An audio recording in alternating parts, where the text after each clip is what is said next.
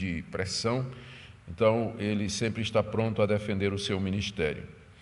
Na passagem anterior, que foi capítulo 6, 14 a 7, 1, nós vimos como Paulo se recomenda aos coríntios e pede que eles o recebam no seu coração e apela para que eles rejeitem toda e qualquer associação com aqueles falsos mestres. Foi essa a interpretação que nós demos naquela famosa passagem que diz: não vos associeis ou não vos ponhais em julgo desigual com os incrédulos. Os incrédulos aqui, muito provavelmente, os falsos mestres. A passagem girava toda em torno dos falsos mestres, embora nós vimos que aquilo pode ter aplicação para outras áreas da vida. E agora, ele, a partir do verso 2 do capítulo 7, ele expressa a alegria dele quando recebe a visita de Tito, que ele tinha mandado a Corinto para ter notícias da igreja. Eu preciso fazer, ainda que seja repetitivo, um resumo do quadro geral, senão a gente não vai entender o que é que Paulo está dizendo aqui. Também por amor a alguns que estão talvez aqui pela primeira vez ou que não têm acompanhado desde o começo. O quadro geral, onde essa passagem se encaixa, é esse.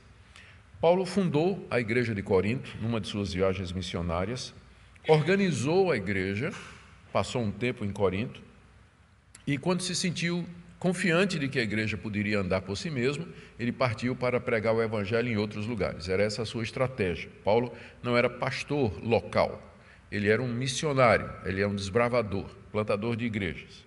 Algum tempo depois, longe de Corinto, ele recebe notícias de que a igreja estava passando por alguns problemas. Havia membros da igreja que não estavam se comportando como cristãos, como deveriam ser, e a igreja, em vez de disciplinar aqueles irmãos, em vez de cuidar e pastorear deles, estava acolhendo como se nada tivesse acontecido. Paulo então escreve uma primeira carta, uma vez que ele não podia estar presente, ele escreve uma primeira carta que nós temos menção em 1 Coríntios, capítulo 5, quando ele diz assim, no verso 9, já em carta vos escrevi que não vos associasseis com impuros. Ou seja, antes dessa que a gente conhece como 1 Coríntios, ele já tinha escrito uma carta onde ele dizia, vocês não devem andar com esse pessoal, vocês têm que se separar desse pessoal que se diz crente, mas que vive como pagão. E a situação não parece ter melhorado, os problemas da igreja aumentaram, ele recebe uma visita de uma comissão enviada pela igreja, trazendo uma oferta para ele e uma carta com perguntas e notícias não lá muito boas. A igreja estava rachada, havia problemas de imoralidade, problemas disciplinares continuavam, havia problemas no culto, problema na ceia, tinha um grupo que não acreditava na ressurreição dos mortos. A igreja havia seguido uma direção completamente diferente daquela que o apóstolo Paulo teria desejado a princípio. Mais uma vez, incapaz de ir fazer uma visita à igreja, Paulo escreve uma segunda carta, que é 1 Coríntios. Aquela primeira carta, a gente não sabe para onde é que ela foi parar, né? Ela provavelmente se perdeu aí na transmissão do cânon. E a segunda que Paulo escreve, essa daqui nós temos, que a gente chama de 1 Coríntios. Ela está aqui. Aqui nessa carta, Paulo procura resolver os problemas práticos e de ordem teológica que estavam dividindo a igreja e trazendo grandes problemas e complicações à igreja. A carta é muito extensa, é uma das cartas mais práticas que Paulo escreveu e foi feita na medida para as necessidades da igreja de Corinto. Mas a situação continuou sem solução. Essa 1 Coríntios, né, que é a segunda, na verdade não resolveu o problema. A crise se agravou e Paulo finalmente resolveu ir a Corinto. E ele faz uma visita a Corinto para tentar pessoalmente tratar dos assuntos. E agora havia se consolidado uma oposição formal ao apóstolo Paulo. Havia um grupo na igreja de Corinto, a gente não sabe a extensão desse grupo, liderado por alguém que fazia uma forte oposição ao apóstolo Paulo e que agora estava recebendo apoio de mestres que tinham chegado lá de Jerusalém, da Judéia, trazendo cartas de recomendação, e se dizendo apóstolos de Jesus Cristo e questionando Paulo. Paulo seria um apóstolo meia boca, ele não fazia parte dos 12, ele não andou com Jesus, ele não era de Jerusalém, ele era de Tarso da Cilícia, ele negava as glórias do judaísmo, ensinava a justificação pela fé sem as obras da lei, com isso negando tudo que Moisés tinha ensinado. Então, juntou tudo isso, a coisa estava muito difícil. Então, quando Paulo chega em Corinto, o que ele encontra é uma situação de hostilidade da parte da igreja. E ele vai se referir a essa visita que ele fez mais adiante, aqui na 2 Coríntios, nós vamos ver isso. Ele vai se referir a essa visita como uma visita triste, onde ele saiu de lá profundamente abatido, desanimado, né? Magoado mesmo com a recepção que ele recebeu daqueles que deveriam recebê-lo como pai espiritual, que eram os seus filhos na fé em Corinto. Então, diante disso, Paulo senta e faz a terceira carta aos Coríntios. Era uma carta pesada, uma carta grave, onde ele chama os coríntios à responsabilidade, adverte-os a respeito dos juízos de Deus, fala da responsabilidade e da obrigação que eles têm para com ele, Paulo, e manda essa carta temeroso do efeito dela, porque foi uma carta severa, uma carta grave, uma carta pesada que ele mandou. Essa carta nós não temos também, ela some, mas Paulo faz referência a essa carta nessa quarta carta, que é a segunda. Está confundindo, né, na cabecinha de vocês? Espero que não. Né, mas, na verdade, a correspondência de Paulo aos Coríntios são 4 cartas, das quais nós temos a segunda e a quarta, que entram no cânon da Bíblia como sendo primeira e segunda. Na verdade, é a segunda e a quarta. Bom, Paulo, então, escreve essa terceira carta, que é uma carta grave, pesada. Ele manda a carta e ele fica na expectativa de qual o efeito que essa carta ia ter na igreja dos Coríntios. Ele fica pesaroso, ele fica tão aflito que isso perturba o ministério dele. Ele que era um pregador, que aproveitava todas as ocasiões, ele vacila, nós vamos ver isso aqui, ele estava muito aflito, aquilo estava na cabeça dele. Qual vai ser o efeito dessa carta na igreja de Corinto? E aí, então, ele encontra Tito, que ele tinha mandado a Corinto, provavelmente levar a carta e ter notícias. Finalmente, o tempo passou, Tito demorou, naquele tempo não tinha zap, né, para a gente ficar sabendo na hora por que da demora. Paulo passou esse tempo aflito, finalmente chega Tito, ele encontra Tito na Macedônia. E foi um encontro assim, parece que eu estou vendo Paulo dizendo: Tito, conta, o que é que houve? Como foi lá? Aí Tito: calma, Paulo, foi uma bênção. Olha, que maravilha. Aí Tito dá as notícias. Os coríntios tinham recebido a carta muito bem. Eles tinham disciplinado já o cara que tinha se levantado contra Paulo. Eles amavam Paulo, estavam com saudade de Paulo.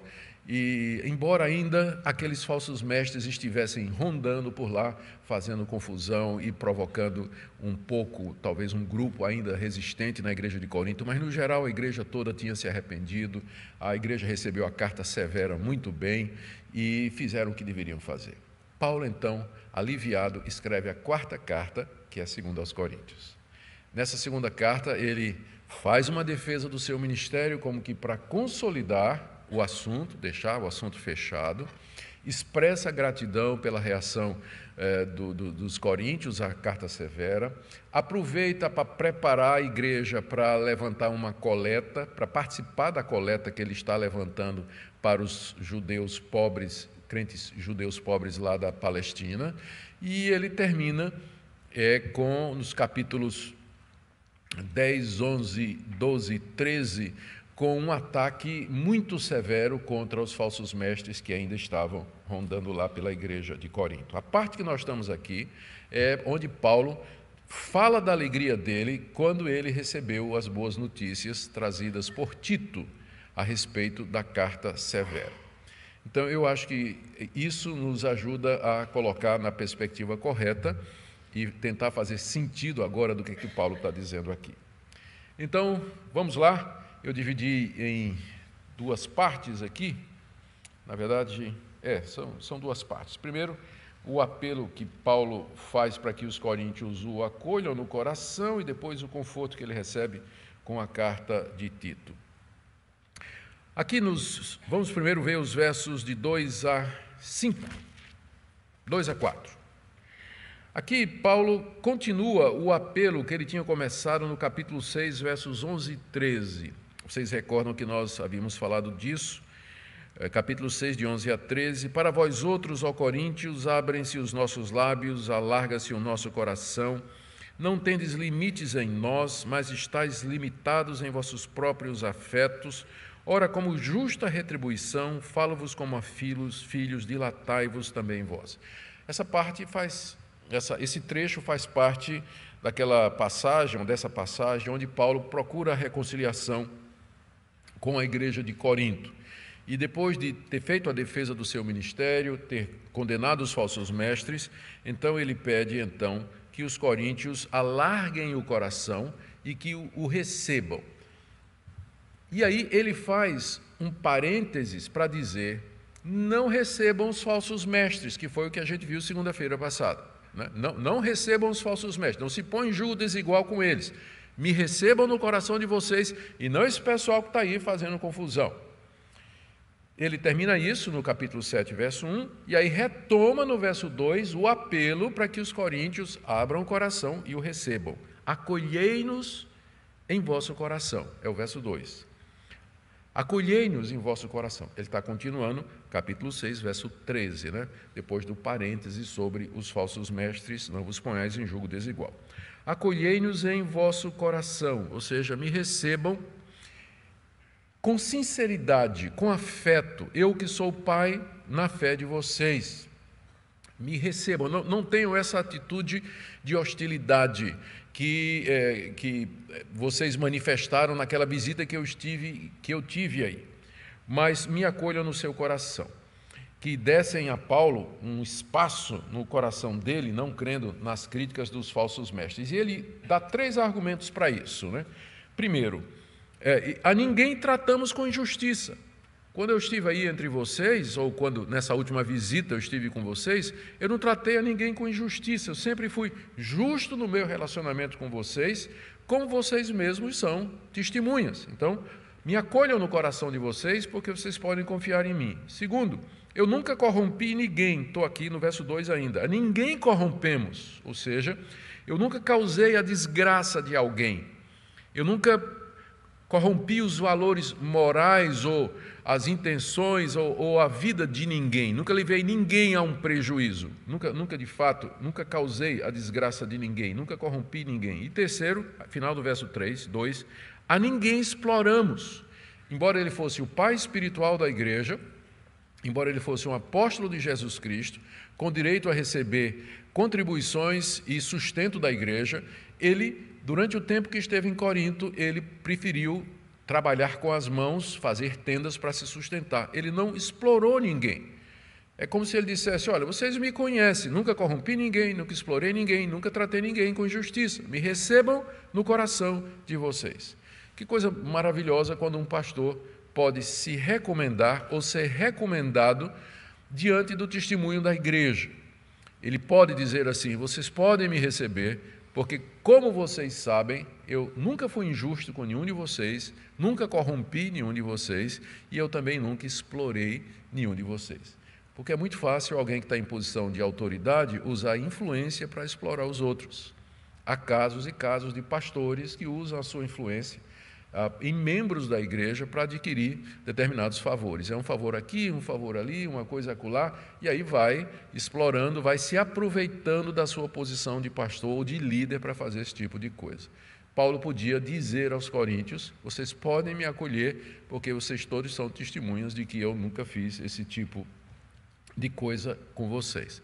E imediatamente depois de dizer isso, Paulo percebe que ele não está, era preciso fazer uma ressalva, de que ele não estava dizendo esse tipo de coisa como uma forma de condenação, porque eles eram injustos ou ingratos. Verso 3, olha o que ele diz aqui: não falo para vos condenar. Quer dizer, eu não estou dizendo essas coisas condenando vocês, insinuando que vocês são ingratos, porque eu me portei de uma maneira exemplar no meio de vocês e em troca vocês me hostilizam. Então, não estou dizendo isso para condenar a atitude de vocês, embora bem que Paulo podia, né? Um pastor que teve esse exemplo no meio do povo e receber esse tipo de tratamento que ele recebeu, é no mínimo ingratidão. Mas aí, Paulo é um cavalheiro quando ele quer, não é? Ele é um cavalheiro aqui, e ele diz, eu não estou dizendo isso para condenar vocês. Na verdade, eu digo isso porque eu já disse para vocês, verso 3, que vocês estão no meu coração para junto morrermos e vivermos. Era difícil discutir com o apóstolo Paulo quando ele vem com coisa desse tipo assim, não é? Ele diz assim, eu não estou condenando vocês, irmãos, eu já disse, vocês estão no meu coração, para a vida ou para a morte, estamos juntos, ninguém solta a mão de ninguém aqui, né? Ninguém solta a mão de ninguém, vocês estão no meu coração para viver e para morrer. Com isso, Paulo, ele procura dissipar qualquer sentimento de culpa que a igreja, porventura, tivesse ainda com relação a ele, porque ele já tinha as boas notícias de Tito, de que a igreja tinha se arrependido. Então, ele quer deixar a igreja tranquila, me acolham, vocês conhecem o meu testemunho, eu nunca fui injusto com vocês, não estou dizendo isso para condenar vocês, porque vocês estão no meu coração, para a vida e para a morte. Eu fico pensando o quanto eu estou longe de ser um pastor próximo do apóstolo Paulo, que procura reconciliação com esse tipo de ovelha, não é? Com esse tipo que é mais para bode, né? Está mais para bode isso aqui do que para ovelha. Mas Paulo, ele procura reconciliação, procura atrair, convencer, persuadir em amor aqueles coríntios que deveriam tratá-lo como homem de Deus, lhe dar toda a honra, mas que, entretanto, haviam se colocado contra ele.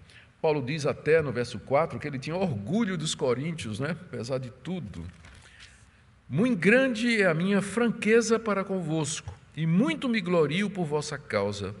Sinto-me grandemente confortado e transbordante de júbilo em toda a nossa tribulação. A palavra franqueza pode ser traduzida como confiança, como inclusive a NVI, se alguém tem NVI aí, já percebeu, não é? O sentido é, muito grande é a minha confiança para com vocês. Ele está dizendo isso porque ele já tem as boas notícias de Tito. Tem as boas notícias de que a igreja se arrependeu do maltrato, que é do tipo assim, imagina Paulo se voltando para Tito e dizendo, não te disse, olha, eles iam se arrepender, porque eu conheço esse pessoal, batizei todos eles, eu preguei o evangelho entre eles, ministrei entre eles, não é? Então, mas Paulo diz assim, eu me glorio de vocês, eu não esperava outra coisa de vocês, senão essa mudança de atitude. Sinto-me grandemente confortado e transbordante de júbilo em toda a nossa tribulação. Quando Paulo escreve essa carta, ele passa momentos difíceis de perseguição, de lutas, como sempre aconteceu no seu ministério.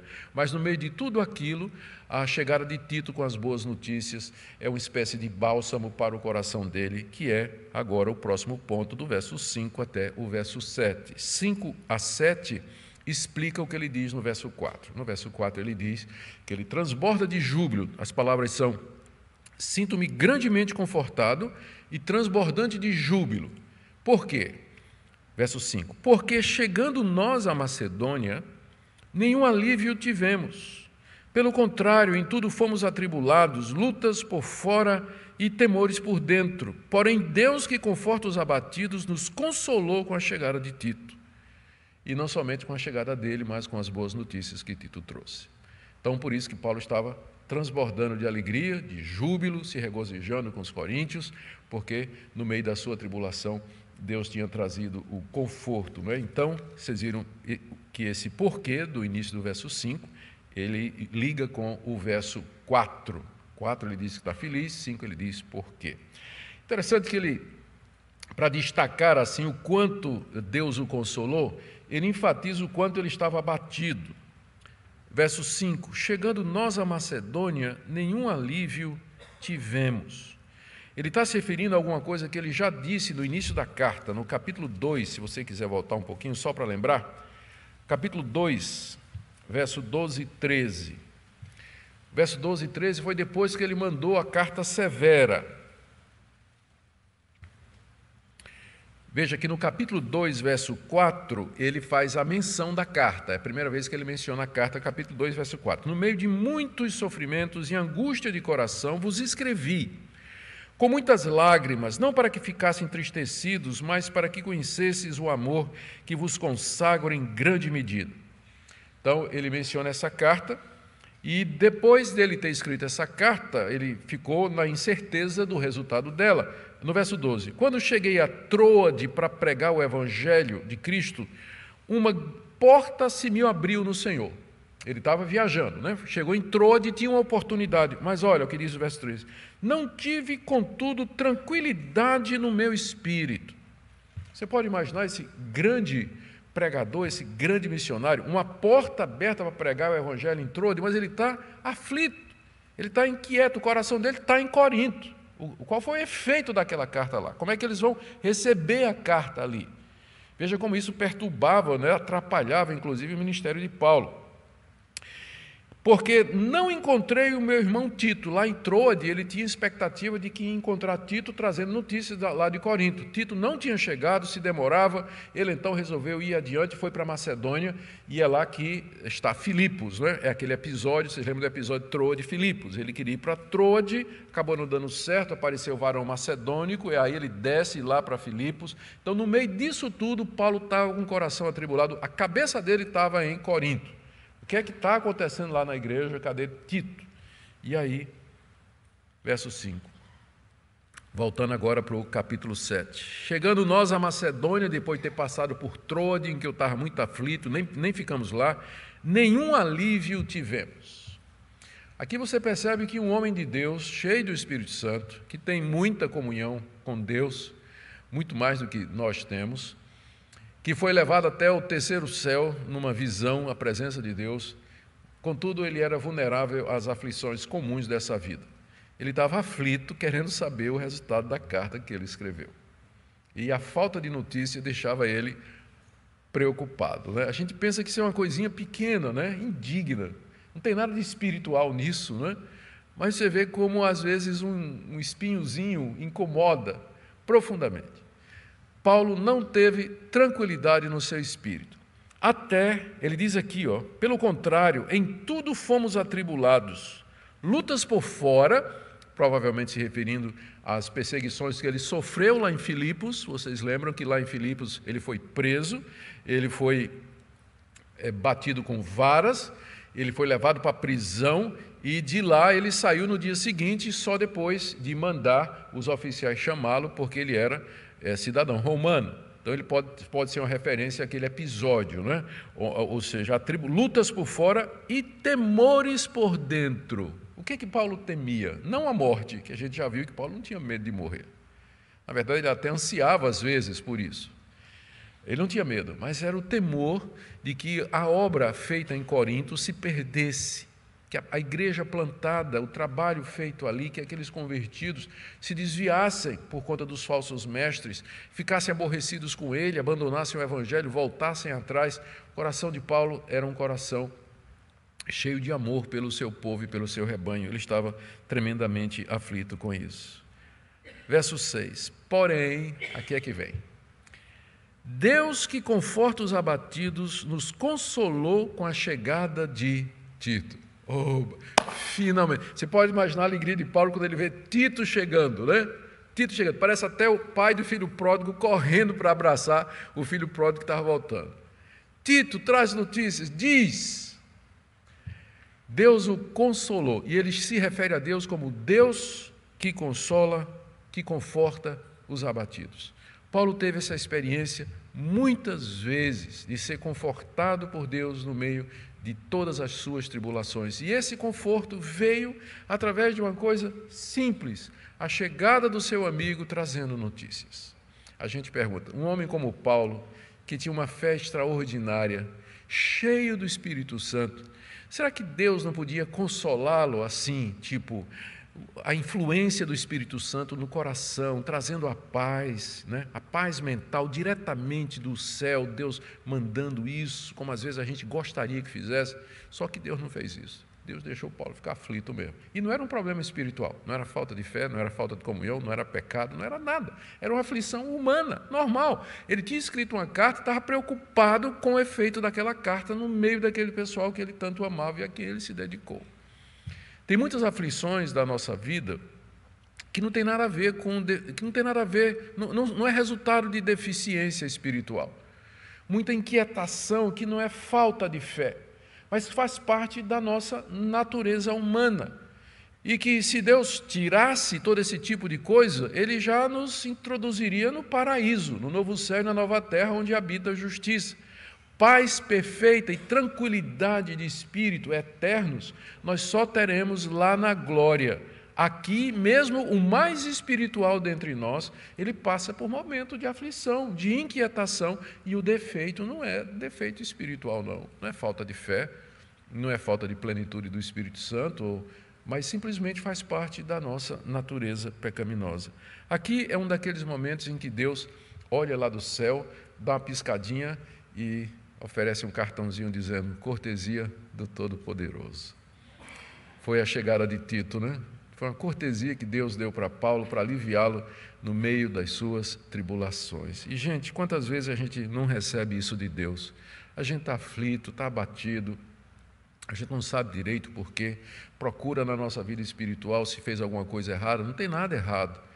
E, de repente, uma coisa acontece, uma palavra de um irmão, um evento, uma situação singular, um fato inesperado, e você respira alegre, seu coração se enche de júbilo e de alegria. É porque Deus é expert em confortar os abatidos. Ele sabe fazer isso de um jeito que a gente nem imagina, né? E a gente não tem ideia de como é que Deus pode consolar os abatidos. Verso 7, terminando, Paulo diz: e não somente com a sua chegada, mas também pelo conforto que recebeu de vós. Tito tinha sido bem recebido lá na igreja de Corinto e tinha sido confortado por eles. Referindo-nos, Tito referiu a Paulo, olha aqui, a vossa saudade. Os coríntios não somente tinham recebido bem a carta, mas estavam com saudade de Paulo, e Paulo com medo, né? Do que ia acontecer.